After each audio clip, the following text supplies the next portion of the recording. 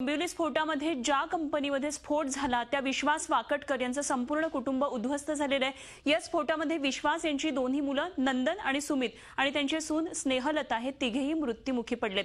वाकटकर कुटुंबीय हे मूळचे मुंबईतले असून डोंबिवली निवासी भागातल्या बंगल्यामध्ये मागच्या 6 वर्षांपासून राहतात। सध्या त्यांच्या बंगल्याचं नूतनीकरणाचं काम चालू आहे आणि त्यामुळे तात्पुरते हे सर्वजण मुंबईमध्ये राहण्यास गेलेले होते।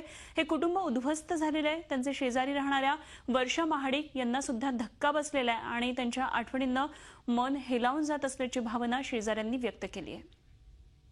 आपण आता इथे आहोत, ती जी जागा आहे हे त्यांचं घर आहे। ह्या घरात ते राहत होते, डोंबिवलीचे निवासी होते। डोंबिवली निवासी भागातील हा त्यांचा बंगला आहे। गेल्या 4 महिन्यांपासून हा बंगला त्यांनी रिन्युएशन करता कामास काढला होता। इथे जो जुनं कन्स्ट्रक्शन होतं ते पाडून आता नवीन ते बंगला बांधत होते। मोठ्या सुखात होते हे कुटुंब।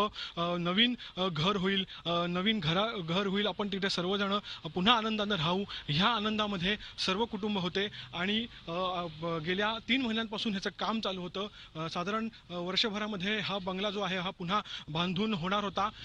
त्याच खुशीमध्ये सर्वजण होते। मात्र दुर्दैवानं काल जी घटना झाली त्याच्यामध्ये 2 भाऊ आणि वहिनी हिचा अंत झाला आणि दुःखाचं आभाळ कोसळलेलं आहे।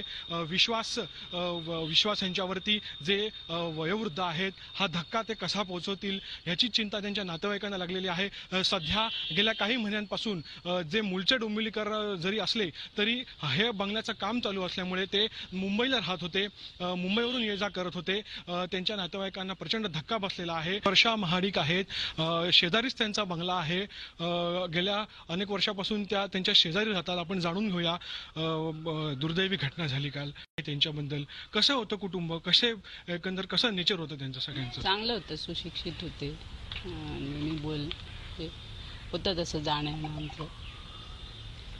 आणि काल म्हणजे आता ते काम चालू झाल्यामुळे ते बाजूलाच दुसरीकडे राहायला गेलेले। त्यांच्या सुनबाईचा पण फोन आलेला, काकू तुम्ही गेलाय फॅक्टरीत तर जरा चौकशी करा, काय झालंय, नंदनचा फोन नाही लागत आहे।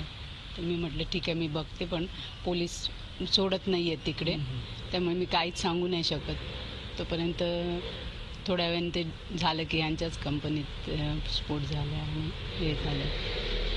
मग आम्हाला थोडी भीती वाटली की अरे ही मुलं होती दोघे बघ, पण काही कळतच नव्हतं काय हे झालं। काल ते भेटले आमच्याच फॅक्टरीत बसलेले येऊन, तर तेव्हा होते शांत होते, म्हणजे तसे मी म्हटलं काका काय काकू आलेत का वगैरे असं विचारलं, त्याने म्हणाले नाही गं ते तिकडेच थांबली आहे ती घरी। एवढंच माझं बोलणं झालं, पण ते सावरतील हळूहळू का होईना सावरतील। व्हिडिओ जर्नलिस्ट मनीष शह, विशाल वैद्य, झी मीडिया, डोंबिवली। झी 24 तास रहा एक पाऊल पुढे।